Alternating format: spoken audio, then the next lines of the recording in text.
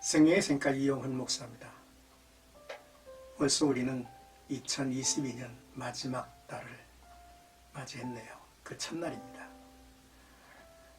금년 한 해도 은혜 가운데 살게 하신 하나님 앞에 감사하고, 또 우리에게 주어질 이제 새해를 큰 비전 속에 또 희망을 가지고 맞이하는 그러한 준비가 있었으면 좋겠습니다.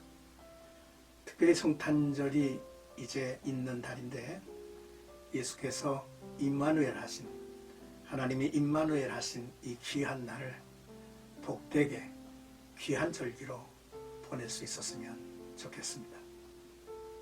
샘가에서는 스가랴 3장 1절에서 10절까지 묵상을 하는데, 오늘은 5번째 시간입니다. 제사장의 옷 환상이라는 주제입니다. 하나님께서 스가랴에게 보여주신 4번째 환상이죠. 하나님은 대제사장 여호수아와 그를 대적하는 사탄의 모습을 통해서 이스라엘을 정결케 하시고 하나님의 나라를 회복하신다는 말씀, 예언이 담겨져 있죠. 먼저 1절에서 5절까지는 아름다운 옷을 입히리라 라고 하는 내용인데요. 하나님은 스가랴 선지자에게 4번째 환상을 보여주셨는데, 이 4번째 환상은 이전과 좀 다릅니다. 이전에는 주로 땅과 건물에 대한 환상이었다면, 이번에는 영적, 정신적 지도자에 대한 환상입니다. 본문의 대제사장 여호수아가 등장하죠. 여호수아가 천상의 오전회의장에 서 있습니다. 대제사장 여호수아는 더러운 옷을 입고 있습니다. 불에서 꺼낸 그슬린 나무 같다고 말씀하시죠. 사탄은 그 오른편에서 그를 정죄하며 대적하고 있습니다. 하나님은 사탄을 책망하시고 천사에게 말씀하시기를 여호수아의 더러운 옷을 벗기라, 그리고 아름다운 옷을 입히라고 하십니다. 이때에 스가랴 선지자가 정결한 관을 여호수아의 머리에 씌워달라고 요청하죠. 그러자 하나님은 정결한 관을 저에게 씌우고 옷을 입혀주셨습니다. 이처럼 여호수아에게 새 옷을 입히는 장면은 창세기 41장의 요셉의 모습과 누가복음 15장에 나오는 돌아온 탕자의 모습을 연상케 합니다. 옷이 바뀌는 것은 인생이 바뀌는 것을 의미하죠. 또한 그에게 새로운 사명이 주어짐을 뜻하기도 합니다. 하나님은 성전의 회복뿐만 아니라 여호수아에게 제사장의 사명이 새롭게 주어진 것을 말씀하시는 것으로 이스라엘이 다시 왕같은 제사장의 나라가 될 것을 보여주시고 있는 것이죠. 하나님의 징계를 믿음과 인내로 통과하고 돌아와 구원을 받은 하나님의 백성들이 새롭게 세워 새 역사를 펴가시려는 하나님의 의지, 하나님의 목적을 우리가 찾아보게 되죠. 이제 6절에서 7절까지는 여호수아에게 주신 사명입니다. 하나님은 여호수아의 신분을 정결하고 존귀하게 하신 후 사명을 주셨죠. 구체적으로 언급된 조건 위에 위대한 약속들이 선포됩니다. 여호와의 천사가 2개의 조건을 말하죠.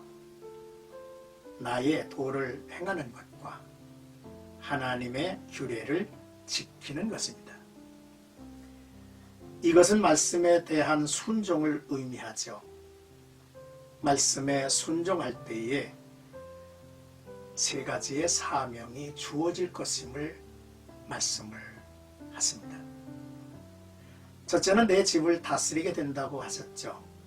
제사장의 사명을 지속적으로 감당할 수 있게 하신다는 말씀이고, 제사장은 중보의 사명을 갖습니다. 둘째, 내 뜰을 맡길 것이라 하셨는데요. 성전을 주관하게 하고 또 그곳에 머물며 뜰 안을 걷게 될 것이라고 했습니다. 성전이 더 이상 우상 숭배와 죄에서 전염되는 것을 이제 막아야 할 일입니다. 셋째, 하나님께 자유롭게 왕래하게 될 것을 말씀합니다. 대제사장은 1년에 한 차례 지성소로 들어가죠. 또한 제사장들은 성소에 왕래할 수 있습니다. 이는 새롭게 된 제사장 여호수아가 지성소를 자유롭게 왕래할 것이라는 뜻이기도 하고 하나님과의 자유로운 사귐의 축복을 보여주는 내용이기도 합니다. 놀라운 사명이 대제사장 여호수아에게 다시 주어졌죠.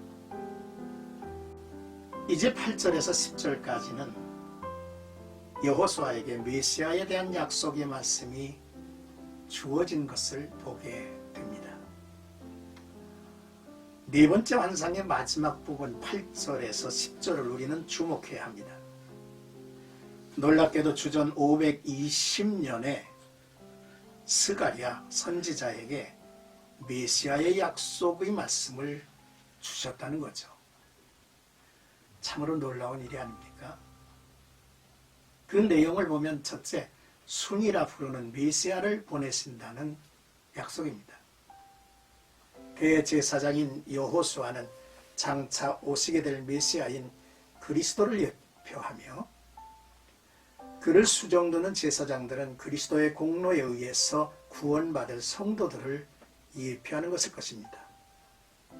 내 종 싹이라고 하는 표현은 이사야 11장에 나오는 메시아와 관련된 내용이죠. 두 번째 약속은 메시아를 통해서 하나님의 놀라운 구원을 이루신다는 것입니다. 먼저 하나님께서 세우신 돌을 보라고 말씀하시죠. 돌은 메시아에 대한 또 다른 칭호죠. 그런데 이 돌에는 한 가지 특징이 있는데 7 눈이 있다고 했습니다. 7 눈은 하나님의 7 영을 가리키는 것으로 하나님의 백성들을 살피는 활동을 상징한다고 볼 수 있습니다. 하나님의 백성들을 살피는 활동, 그리고 그 돌 위에 새겨진 것은 메시아가 해야 할 일, 즉 구속의 사역을 가리키는 내용이 담겨진 것으로 이해할 수 있죠. 셋째로 메시아를 통해서 세워질 왕국에 많은 사람을 초대하라고 하는, 그래서 하나님이 많은 이들을 구원하시겠다는 약속입니다.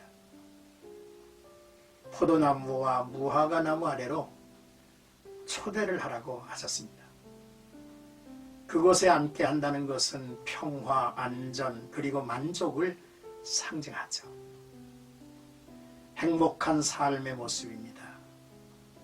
이는 예수의 희생에 근거해서 구원받은 성도들이 복된 삶을 누리게 될 것이고, 또한 믿음 안에서 그리스도와 한 가족이 된 성도들의 풍요로운 삶을, 안전한 삶을 보여주는 것이죠.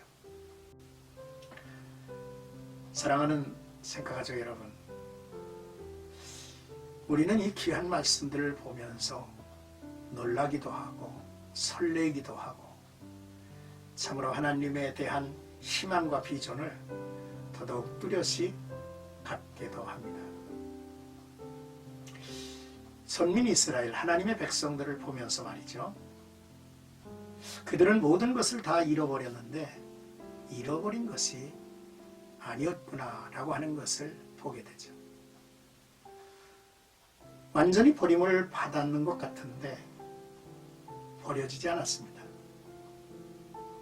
이제는 완전히 멸망해서 망하는 줄 알았는데 망하지 않았습니다. 그들은 고난을 통해서 하나님을 더욱 간절히 구했고 하나님이 주신 징벌을 믿음과 인내로 극복하여 남은 자가 된 것입니다. 그래서 거룩한 씨로 돌아온 자가 되었다는 사실이죠. 이들의 역사를 통해서 구원을 받은 우리의 모습을 바라볼 수 있습니다. 이 세상의 모든 것들이 사라집니다. 밤나무, 상수리나무가 다 배임을 당합니다. 역사는 하나님의 심판 아래 있음을 말하죠. 그러나 구루터기는 남아있는 것 같이 이 땅에 거룩한 씨가 구루터기니라 라고 말씀을 하시죠. 나와 여러분들이 오늘 하루를 보내면서 나를 구원하신 하나님, 그 신비롭고 놀라우며 위대하신 예수를 찬양하는 하루가 되기를 주님의 이름으로 축복합니다.